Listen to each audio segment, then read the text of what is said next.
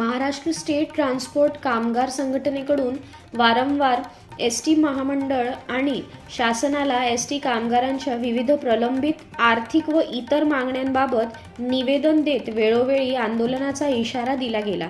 शेवटी मागणी मान्य न झाल्याने नागपुरातील गणेशपेठ बसस्थानक परिसरात एसटीचे कर्मचारी बेमुदत उपोषणावर बसले आहे. कामगारांनी यावेळी एसटी महामंडळ व शासनाच्या विरोधात घोषणाबाजी केली. संघटनेचे केंद्रीय उपाध्यक्ष अजय हट्टेवार म्हणाले, महागाई भत्ता, घर भाडे भत्ता व वार्षिक वेतनवाढ यांची थकबाकी देण्याबाबत 15 दिवसात मान्यता प्राप्त कामगार संघटनेसमवेत मुख्यमंत्री एकनाथ शिंदे यांच्या उपस्थितीत बैठक घेऊन निर्णय घेण्याचे सप्टेंबर 2023 मध्ये शासनाने मान्य केले होते. परंतु 4 महिन्यांचा कालावधी लोटल्यानंतरही अद्याप बैठक झाली नाही. शासनाला वारंवार कामगारांच्या मागण्या मान्य करण्याची विनंती करत आंदोलनाचा इशारा दिला गेला, परंतु शासन काही करत नसल्याने एसटी कामगार संतप्त झाले आहेत.